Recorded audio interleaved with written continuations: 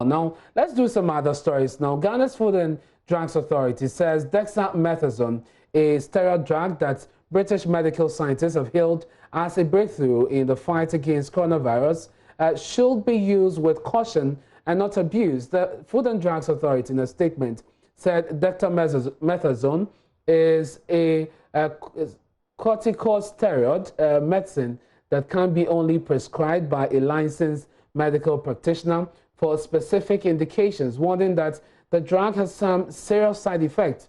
We have on the line George Sabla, who is head of safety monitoring at the FDA. And so tell us about the side effects of this drug, for which reason you are saying that we should be careful in its use.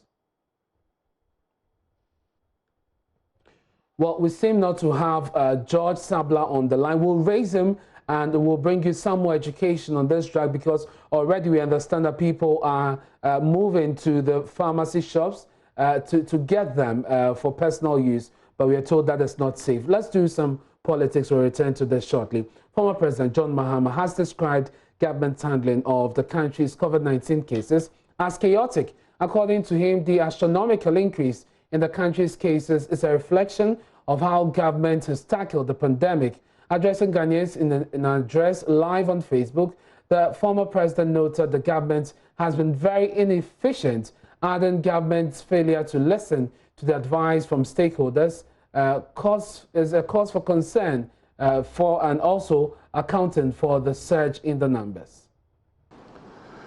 I wish to emphasize that the present situation we are grappling with could have been avoided if suggestions offered by well-meaning Ghanaians, including myself, were heeded by government.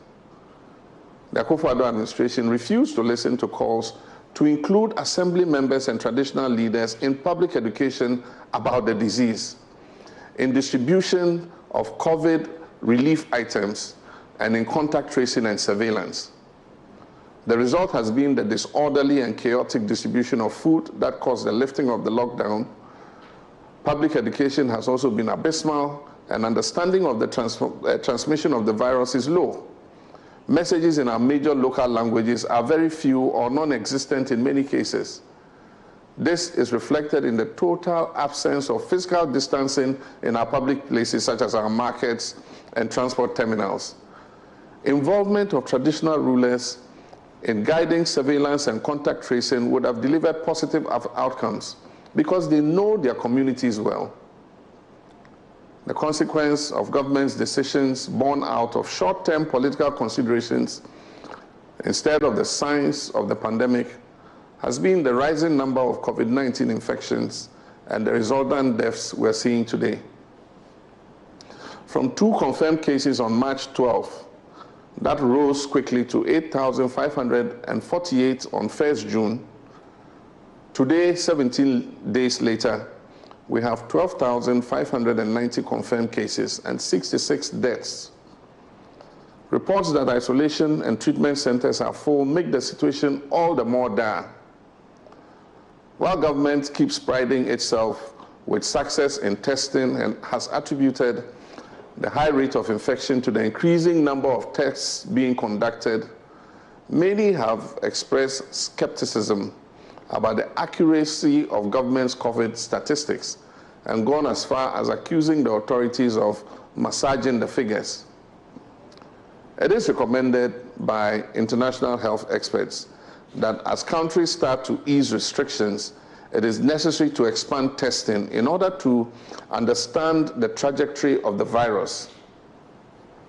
Unfortunately, a strange directive has popped up, issued by the Central Regional Director of Medical Services, requesting all districts and facilities in the region to halt mass testing and test only in conditions when a patient comes in with suspected symptoms of the disease.